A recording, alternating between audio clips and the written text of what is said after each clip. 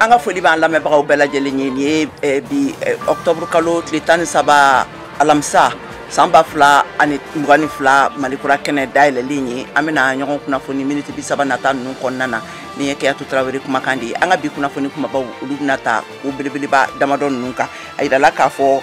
ko min sotera ni mobili dɔw ye kadɔ jamana ninnu kɔnɔna na an ka lasigiden min bɛ yen nɔ ale b'an bolo nɛgɛ ka yan nɔ a bɛna na o kuma ɲɛfɔ an ɲɛna ka far'o kan ayiwa ka kɛɲɛ ni halisa kunnafoniko dili ye kunnafoni soba min bɛ cakɛda belebeleba min bɛ Mali jamana kɔnɔna na n'a bɛ kunnafoni ninnu kɔlɔsi ka ba don kunnafoniw na ani kunnafoni k'olu ni kunnafoni di so dɔ bɛ ɲɔgɔn na an ye an ka kunnafoni dila Mohamed Daɲogo ale fana b'an bolo nɛgɛ ka yan nɔ a bɛna a ɲɛfɔ an ɲɛna mun de y'a to a koɲa u bɛ sen na ka fara o kan fɛn min ye Mali sariya sunba bayɛlɛmali gafe ɲɛbila ye o min dira fana jamana furancɛ fanga ɲɛmɔgɔ ma o fana malidenw ɲininkaraw fana na caman fana y'i ka hakilinaw fɔ ani politikikɛlaw ani sariya kiiritigɛlaw yɛrɛ olu fana y'u ka hakilinaw fɔ ninnu de bɛna fara laseli wɛrɛw kan duniya kɔnɔna na an ka laselikɛlaw ye minnu tɔmɔtɔmɔ ka ɲɛfɔ aw ɲɛna sisan an ka jɛmukan kɔnɔna na an ka ɲanzan lamɛn ka segin ka na kɔfɛ ɲanzan.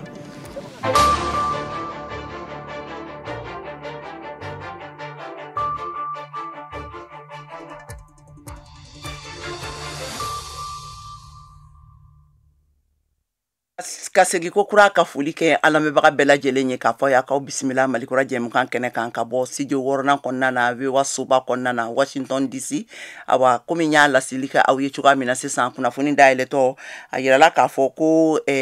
mobiliba dɔ min sotera n'o ye dugujukɔrɔ gɛlɛn u sotera n'o ye kadɔ jamana marayɔrɔw la an ka kunnafoni sɛnsɛla Tijani Widarago ale b'an bolo kɛnɛ kan Tijani i bisimila Malikura kɛnɛ kan. Mba Mariam an foli b'aw bɛɛ lajɛlen an lamɛnbaa n'an filɛlibaa bɛɛ lajɛlen. Ayiwa Tijani ayiwa an ye kunnafoni sɔrɔ sisan k'a fɔ ko min sotera ni mobiliba dɔ ye Baɲangara mara la e bɛ mun de ɲɛdɔn a la i bɛ se ka mun de fɔ an ye kuma b'i bolo. Tu y'a yira k'a fɔ ko mobiliba dɔ bɔra ni taamakɛlaw ye ka bɔ Bamako u kun dalen bɛ koro de kan waati min na u sera Baɲangara ale ni Seware cɛ ma u kɔni yɛlɛla dugumamugu pɛrɛnta kan ka maaw walaki kosɛbɛ kunnafoni fɔlɔ an ye kunnafoni sɔrɔ k'a yira k'a fɔ ko gouverneur n'a ka délégation ale ka fara Mali finitigilakaw kan olu kɔni ye kɛnɛ sɔrɔ walasa ka se ka dɛmɛ kɛ k'a ɲɛsin maa minnu dogonen don nin yɔrɔ in na ka fara o kan an ma kunnafoni jɔnjɔn ma se ka sɔrɔ k'a yira k'a fɔ ko jɔn de ye nin wale ninnu kɛ olu kunnafoniw ma se ka sɔrɔ an bɛ don min na mais waati min na an bɛ ka kuma Mali finitigilakaw olu kɔni bɛ kɛnɛ kan walasa ka sɛgɛsɛgɛli kɛ k'a dɔn ani ka dɛmɛ kɛ k'a ɲɛsin nin taamakɛla ninnu ma minnu joginna caman kɔni ye Baɲangara sɔrɔ an bɛ don min na i n'a fɔ sisan walasa u bɛ se ka furakɛliw sɔrɔ bawo a yirala k'a fɔ ko kunnafoni fɔlɔw la ko maa 10 ɲɔgɔnna olu de bɔnɛna u ni na nin kasara in na nka kunnafoni jɔnjɔn ma se ka sɔrɔ waati nataw la an na kunnafoni jɔnjɔn sɔrɔ maa joginnen ninnu kan ka a ɲɛfɔ aw ye Tijani Widarago VOA Bambara tɔgɔ la a bɔ Koro. An ka foli b'i ye Tijani ayiwa ka tɛmɛ halisa n'an ka o kɛnɛ tigiya nin ye kɛnɛ kan yan nɔ nɛgɛ kan Mohamed Daɲogo ale fana bɛ an bolo ayiwa an ye kunnafoni sɔrɔ Mohamed i bisimila. Somɔgɔw bɛ di ayiwa an ye kunnafoni sɔrɔ k'a fɔ ko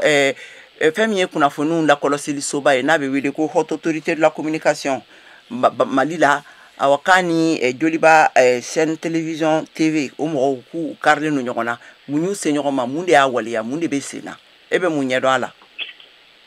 I ka dɔn joliba TV o ye téléso ye a bɛ Bamakɔ yan ale ka kunnafonidila mun tɔgɔ ko Mohamed Alidou Atayer i ka dɔn jamukan de b'ale bolo mun tɔgɔ ko éditorial o ta ko 30nan la a y'a yira Premier ministre Dan Norobla mun ye colonel Blaise Maïga o nali min kɛra ka bɔ États-Unis fɔ i ka dɔn Nations Unies kɛnɛ kan a ye kuma caman fɔ a ka i ka dɔn ta ko 30nan a ka ni émission bolila o de kan o la sa haki mɔgɔw kunu araba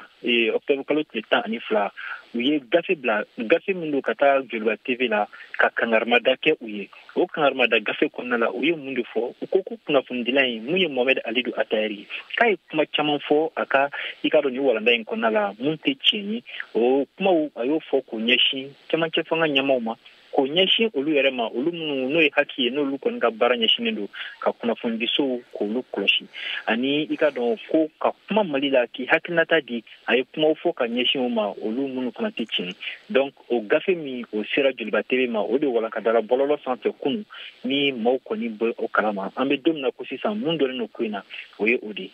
Ayiwa an ka foli b'i ye k'a fɔ an lamɛnbagaw ɲɛna don nataw la an bɛna na kunnafoni kisɛ min sɔrɔ a ko ninnu kɔnɔna na an bɛna olu fana laseli kɛ ka da aw tulo kan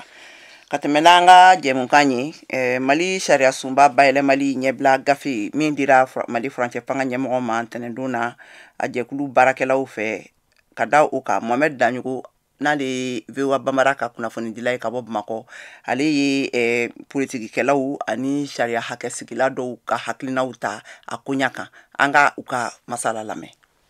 Mali sariya sunba kura min n'ale baaraw daminɛna bɛ wagati bɔ o baara kunfɔlɔw o dira cɛmancɛ fanga ɲama ma n'o ye Colonel Asimi Goïta ye. Ibrahima Ben n'ale ye sariya kalanba ye wa baarakɛla don ale b'a hakilinata di nin baara kofɔlen in kan. Sariya sunba kura min taara Mali la ko n ka hakilina di a kan. Bon, a bɛ cogoya min n'i y'a lajɛ an bɛ min wele forme n'o ye a sigicogo yɛrɛ ye fɔlɔ. An bɛ se k'a fɔ ko a sigicogo ka ɲi parce que sariya sunbaw bɛ sigi taabolo minnu kan sigilen don o kan. Sariya kisɛw fɛsɛfɛsɛlen don a la. A kan ka daminɛ ni min ye n'an b'a wele préambule o b'a sigiyɔrɔ la. Sariya kisɛ tɔw bɛ ɲɔgɔn sago u kan ka jigin. A ka kuma la ni sariya sunba in a baara kunfɔlɔ o b'a to olu bɛ se k'a fɔ ko ni sariya sunba kura min nalen o bɛ fisaya ni kɔrɔlen. N'i y'a lajɛ Mali binna dingɛ min kɔnɔ Maliyɛnw ye caman faamu kow la Maliyɛnw ye u hakilinaw di k'a fɔ ko sariya sunba min bɛ yen k'a kan ka yɛlɛma ka ko dɔw ta ba la parce que dɔn min b'an bolo tɔkajɛw tun b'a la parce que fɛn dɔw tun b'a la olu tun b'a jɛ donc a fɔra sisan jamanadenw hakilina di k'u ka yɛlɛma caman don sariya sunba ko in na. Ni sariya sunba fali min filɛ nin ye Ismail Sako n'ale ye parti politique ɲɛma ye ale y'a yira k'a fɔ a bɛ sariya sunba yɛrɛ ale fali ni lahalayaw a bɛ o sɔsɔ. Constitution kura tɛmɛ wagati ye wa ne bolo ayi parce que a fɔra article 118 constitution min b'an kunna bi ko ni jamana yɔrɔ dɔ tɛ jamana ɲɛmaaw ka mara kɔnɔ. Hali n'a bɛ sariya falen cogo sɔsɔ a y'a yira k'a fɔ a baara min kɔni kɛlen filɛ nin ye a bɛ na ni yɛlɛma caman ye minnu ka ɲi kosɛbɛ. An ka hakilina ye min y'a la an y'a ye k'a fɔ yɛlɛma damadama b'a la minnu yɛlɛma ninnu n'u ka ɲi jamana ma ka ɲi an ka démocratie ma o yɛlɛma ninnu bɛ tali kɛ élection présidentielle premier tour deuxième tour furancɛ dɔ farala kan n'i ye député walima n'i ye maire ye i sigira tɔn min tɔgɔ la parti min tɔgɔ la n'i k'i bɛ bɔ kɔnɔ ka taa tɔn wɛrɛ la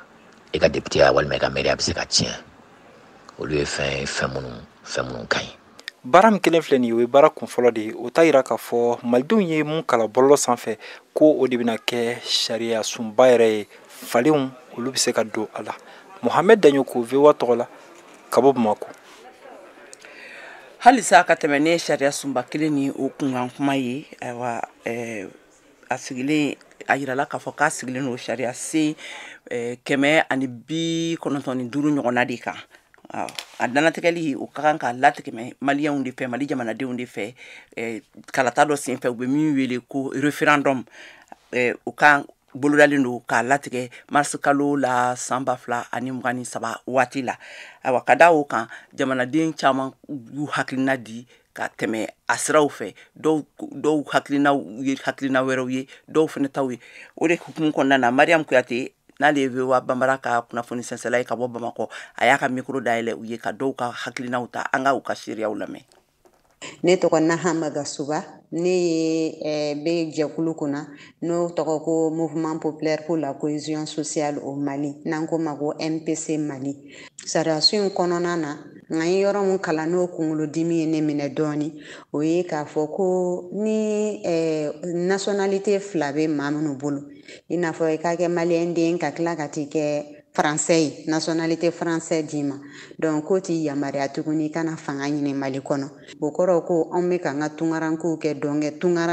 tungarankew kɛ dɔn kɛrɛfɛw ye donc o kunkolodimi bɛ ne na a ko la dɔɔni. Ne tɔgɔ Bara Sulemani Jalo wa ne ye kunnafoni sɛnsɛnna ye ka bɔ Gawo radio Adar FM Koyimana. ne yɛrɛ b'a kun kɔni hakilina na ayiwa yɛlɛmabolo kun kan ka kɛ yɔrɔ min na o de ye jamana maracogo ale ni politiki ko bunna k'u kan ka kɛ cogoya min na o mana bɔ yen yɛlɛmabolo minnu ka kan ka kɛ baara yɛrɛ tacogo la ni i n'a fɔ fonctionnaires yɛrɛ ka lahalaw kan ani fɛɛrɛ kuraw minnu bɛna tigɛ walasa ka se ka anw kalanso diɲɛ selege naani na. Ne tɔgɔ Vinabe Dena n'i y'a jateminɛ i bɛ se k'a fɔ malidenw kɔni kun hakilina kɔni ye min ye o caman kɔni donna la sabula n'i ye kanko yɛrɛ bɛɛ jateminɛ ko kan bɛɛ bɛ se ka kɛ Mali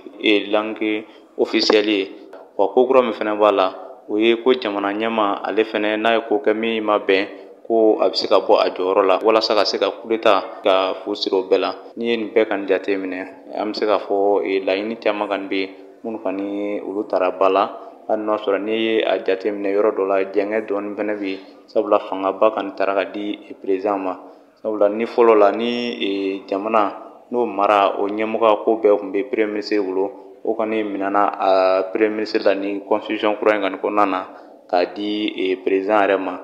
Ne tɔgɔ ye Jibril Sako. An ka avant projet min bɔra hakilinata min bɛ ne na a la o ye d'abord an ka ɲini k'a kalan.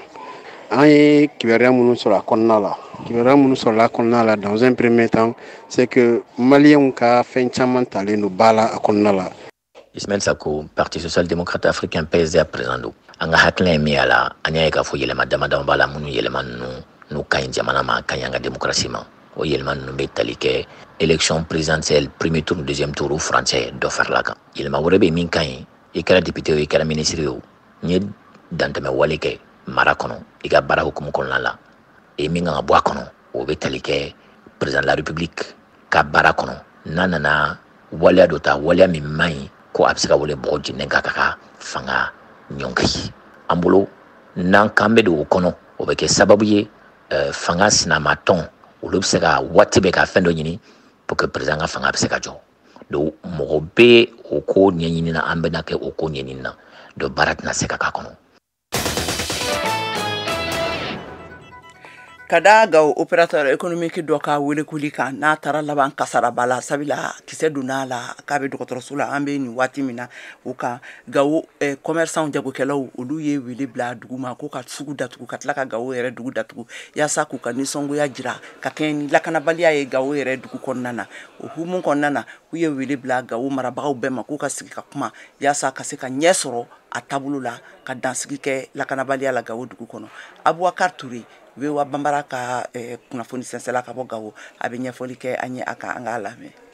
An balodanya k'a fɔ ko bi Gawo dugu la baara ma se ka kɛ sabula suguw datugura école datugura services datugura hali car ninnu bɛ taa Bamako si ma se ka bɔ dugu la bi na. Barajal mun de kɛra kunungo araba octobre kalo tile 12 san 2022 opérateur économique 3 n'o ye sɔrɔ bosobagaw ye gawokaw do olu sera ka bɔ jasoni wale dɔ ma o min kun bolo dara nɛgɛ ka ɲɛ 20 waati la a opérateur ninnu bɛɛ lajɛlen kun b'u ka barokɛ yɔrɔw de la tuma min na ni maramafɛntigi dɔw nana ni k'a ɲini ka u jaso u bolilen u dɔla kelen ale kɔni kunna ma diya kosɛbɛ ka daa kan u tugura ale kɔ f'a ka du kɔnɔ u ye mugu min ci n'u ye o kun latigɛ ale de ye o mugu in ma taa ka ale dan o y'a sɔrɔ a sen na u ma se k'a minɛ nka ale kɔni sɛnsɛnna ni ka taa n'a ye kɛnɛyaso la Gawo dugu kɔnɔ kunnafoniya minnu sɔrɔla anw fɛ olu y'a yira k'a fɔ ko nin kojugukɛla ninnu u dɔla kelen kɔni sera ka minɛ maaw fɛ minnu bɔra waati min na marifa mankanw olu mɛnna Aljana Banja quartier kɔnɔna k'a da nin kojugu in kan opérateur économique olu jasoni o min ma se ka sira sɔrɔ Gawo jagokɛla ɲɛmɔgɔw olu dimina olu ko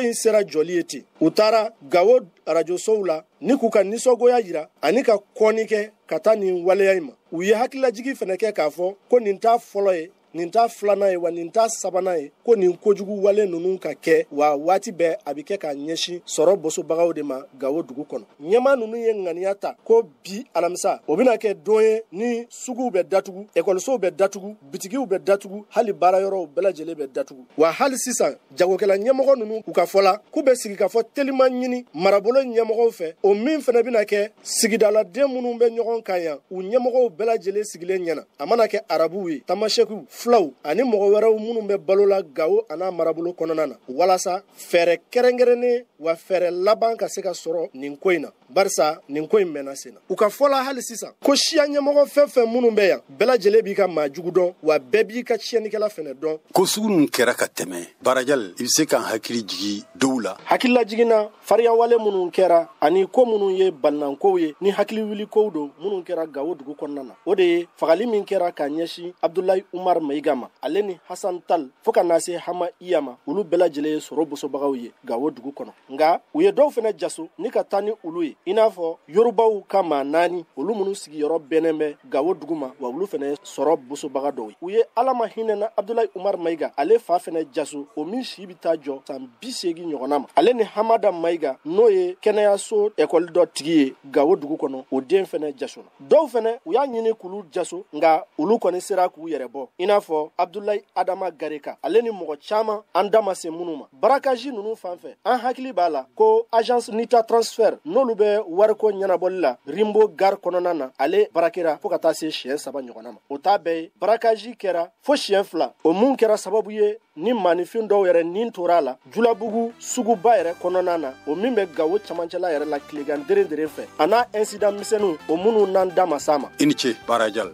Gawo VOA Bambara tɔgɔ la Bubakar Ture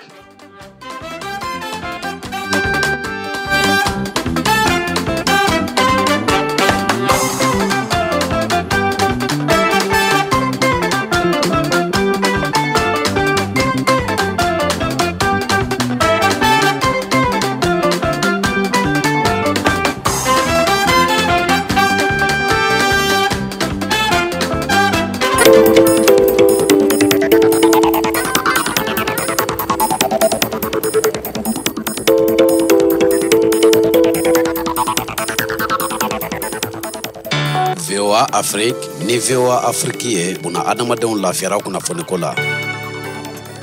Awan balimaw ka fɔ ɲɛna halisa u bɛ Malikura jɛmukan de kan ka lamɛn ka bɔ VOA soba kɔnɔna na studio 6 na a kulo bɛ Tayatu Tarawele de kumakan na nin waati in na ni mɔgɔ minnu bɛ fɛ ka sɔgɔ an ka nin kunnafoni ninnu na a b'an sɔrɔ fiɲɛ turukala 102 kan Bamakɔ a n'a lamini na fiɲɛ turukala 106 ntomi 1 kan Gawukaw fɛ yen nɔ fiɲɛ turukala 93 ntomi 3 kan Tumutukaw fɛ yen nɔ Korokaw fɛ a b'an sɔrɔ fiɲɛ turukala 90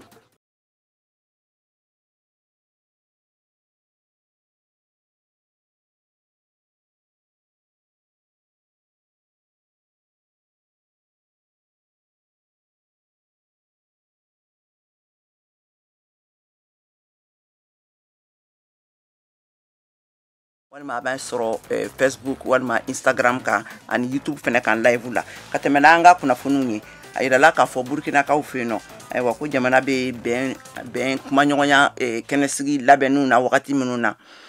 ayiwa ko yaasa ka se ka jamana ɲɛmɔgɔ kura u sugandi mɔgɔw dɔw bɛ kuma hakilinaw caman bɛ mɔgɔ caman na a taabolo ni fɛnw kan Alidu Wedrago n'ale ye VOA Bambara ka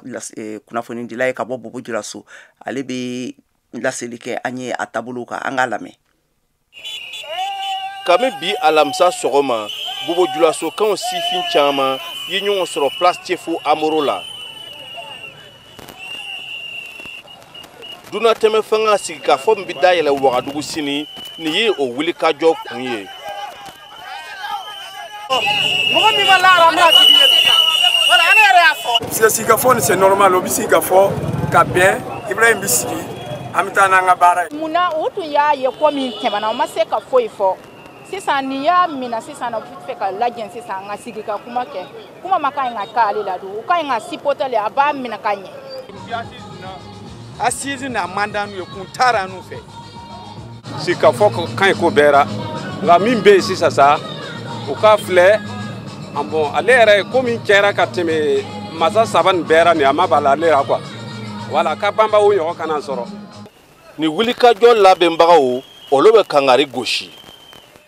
n'a nana ta kɛ assise laban na Ibrahim Traoré ma kɛ président ye o y'a ye ko an ma jɛn n'o ye n'a nana ta kɛ assise laban na o y'a fɔ ko non k'o tɛ fɛ ka bɔ France ko an ma jɛn n'a ye n'a nana ta kɛ assise laban na o bɛna na taa fɔ ko non ko population bɛ min fɛ olu tɛ n'a ye nin an tɛ se ka jɛn n'a ye.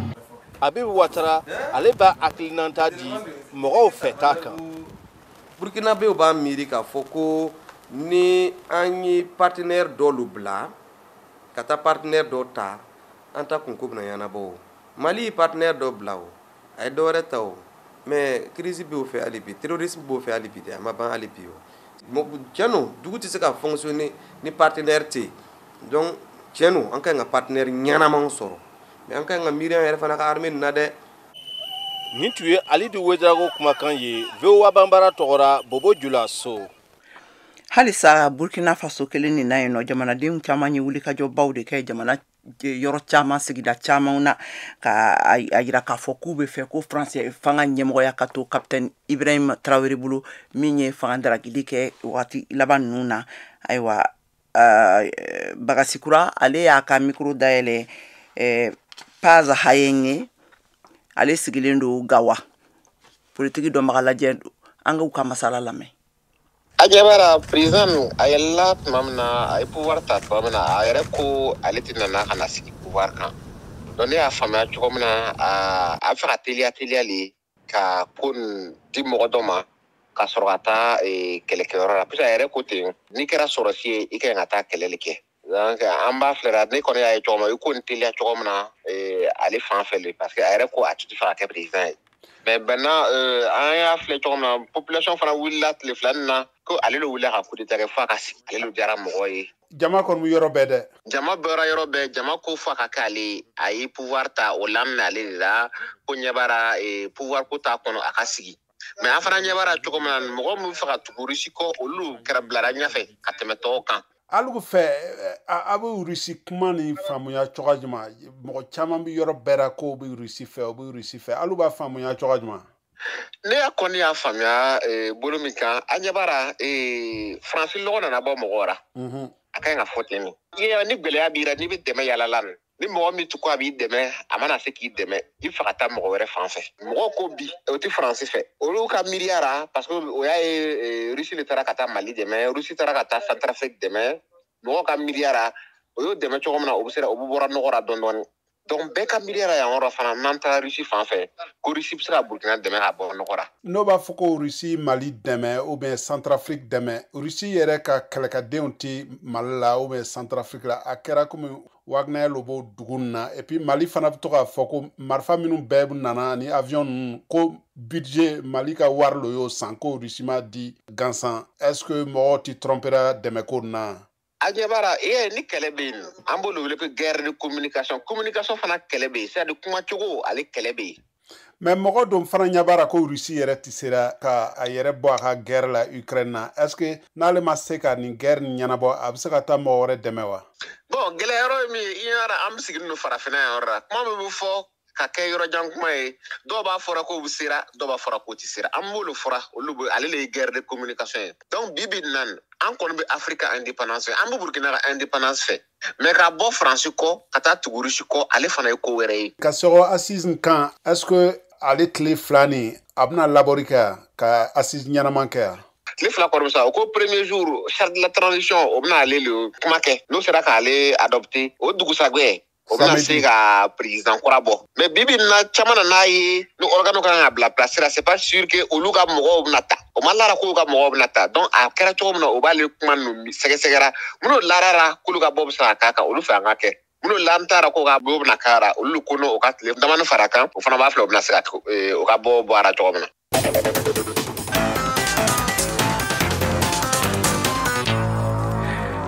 Autant jamanaw ministre lakana ministru ye hakilina jagabɔ kɛ arabadon na yasa ka se ka taabolo bila sen kan min bɛ se ka fanga don Ukraine na kosɛbɛ a ka se ka I yɛrɛ jɔ ka Rusi bɛ kan ka gɛlɛnci kɔtɛgɛbali min bila ɲɛsin a ma k'olu kunbɛn cogoya min na l'Amérique sɔrɔdasiw jaratigibaw ale ka fɔ la nin gɛlɛnci ninnu ye hakɛ sariya sɔsɔli de ye ka kɛɲɛ ni la guerre ta fanfɛla ye Karla Bab n'ale ye VOA ka kunnafoni sɛnsɛla ye Pentagon na ale ye laseli kɛ a bayɛlɛmara Mariam Traoré fɛ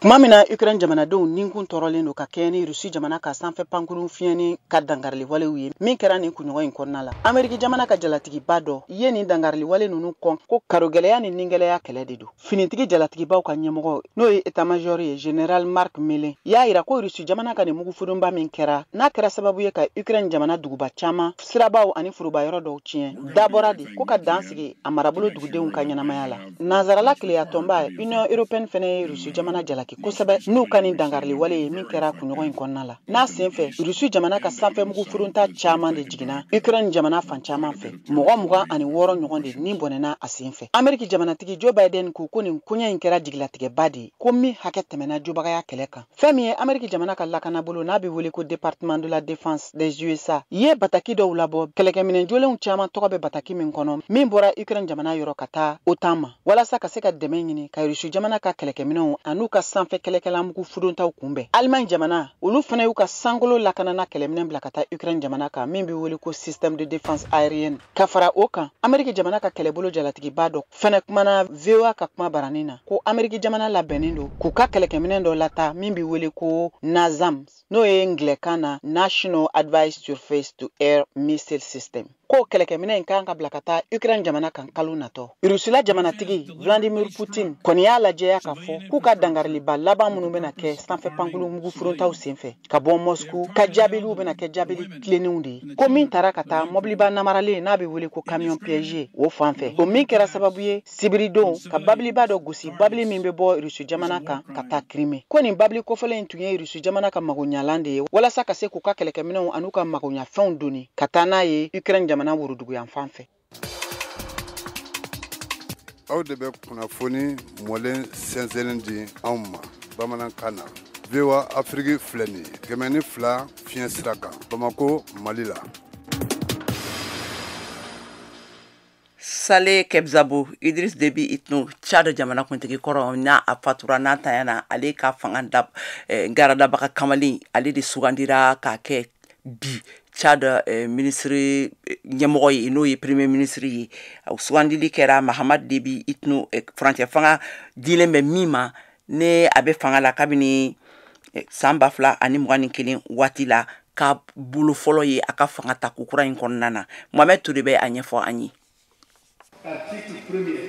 Monsieur Kasabo san 75 kunnafoni dila kɔrɔ cɛbɔ jamanatigi kalafila siɲɛ 4 ka ɲɛsi ma fatolen Marshal Déby ma tɔgɔdara ka kɛ jamana fanga ɲɛmɔgɔ ye. O bɛ sariya dɔ kalanni na jamanatigi bolonɔ bilala min na. Kasabo ka politiki tɔn tun ye ɲɔgɔn lajɛ ka ban a kalo 18 ye ka fara finitigi fanga kan min sigira sɔrɔdasi kulu fɛ n'o ɲɛmɔgɔya tun bɛ Général Kamaleni Mahamad Déby bolo. Avrikalo tile 20 san 2021 tuma min na Marshal Déby ka saya laseli kɛra a fagara ma murutilenw fɛ a ka sira kan kɛlɛw ɲɛ sɔrɔdasiw ye a denkɛ fitinin Général Mahamad Déby n'o bɛ sanji 37 la jamanakuntigiya Général 15 ka fanga ɲɛmɔgɔya la. Kalo 18 furancɛ fanga dɔ la min bɛna ni hɔrɔnya ni bɛɛjɛ fanga kalataw ye. Nka jumadon a ye kalikasiyɛn kɛ jamana ɲɛmaa ye tugun san 2 kɔnɔ furancɛ fanga min janyanalen na ni jamana sigi k'a fɔ hakilina kan